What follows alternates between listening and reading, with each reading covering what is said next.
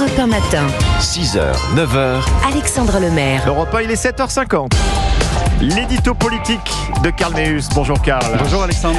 Ce matin, vous nous parlez des déchirures à gauche. Après les propos le week-end dernier de Mathilde Panot, l'insoumise a prévenu que LFI désarmerait les polices municipales et supprimerait la vidéosurveillance dans toutes les villes qui seront remportées en mars prochain par des candidats insoumis. Oui, Mathilde Panot a lancé un sacré pavé dans la mare de la gauche et le moins que l'on puisse dire, c'est que ça fait des remous.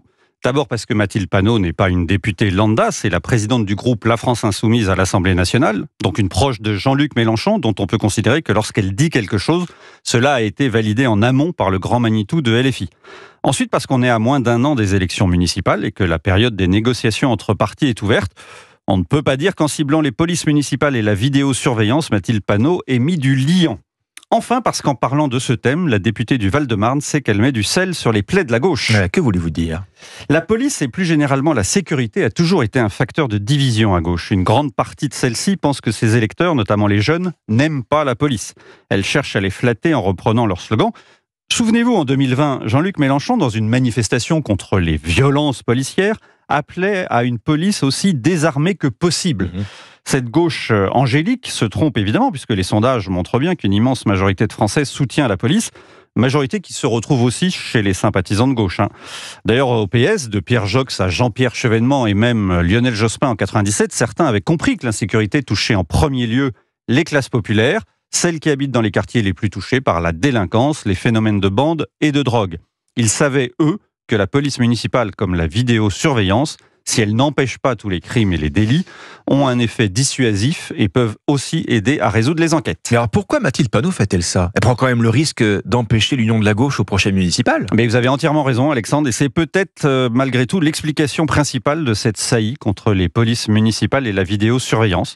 C'est la première fois que LFI accorde autant d'importance au scrutin municipal. Jusqu'ici, seule comptaient la présidentielle et les législatives. En 2020, LFI s'était fondu au milieu des listes d'initiatives citoyennes, clamant partout qu'il n'y avait pas de liste estampillée LFI. Mais la prochaine échéance arrive en mars prochain, un an avant la présidentielle. Il faut donc tout faire pour affirmer son autonomie, sa différence et sa prééminence. L'autonomie, ce sont des listes identifiées, LFI, concurrentes de celles du PS. La différence, c'est ce que vient de démontrer Mathilde Panot. Pour LFI, la lutte contre la police et donc la police municipale est un marqueur de gauche. Tous ceux qui n'entrent pas dans son raisonnement ne sont donc pas des gens de gauche. Vieille stratégie trotskiste qui a fait ses preuves en renvoyant les concurrents de gauche dans le camp des adversaires. Enfin, la prééminence, essentielle à un an de la présidentielle. À défaut de l'emporter, LFI peut faire perdre des municipalités au PS et l'empêcher de se revendiquer première force à gauche. La stratégie fonctionne puisqu'Olivier Faure, le patron du PS, a immédiatement répondu que son parti ne s'allierait jamais avec LFI si elle proposait le désarmement des polices municipales.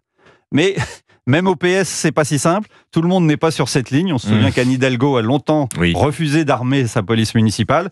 Et à Nantes, l'autre exemple, Johanna Rolland, la maire socialiste, refuse aussi d'armer sa police municipale malgré le climat d'insécurité qui règne dans sa ville. Ce qui veut dire, Karl, qu'on s'oriente vers des municipales où la gauche partira en ordre dispersé. Oui, et ça peut changer la donne politique si on a deux gauches irréconciliables à cette élection.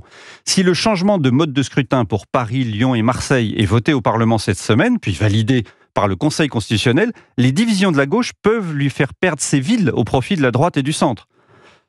C'est pas si simple non plus. Il faut aussi une condition à ce basculement, que les partis de la droite et du centre comprennent l'enjeu historique et fassent taire leur querelle. C'est pas gagné. C'est pas gagné. Merci Karl Meus, rédacteur en chef au Figaro Magazine. C'était votre édito politique sur Europe 1. À la une du Figaro ce matin, Emmanuel Macron s'active pour rester au centre du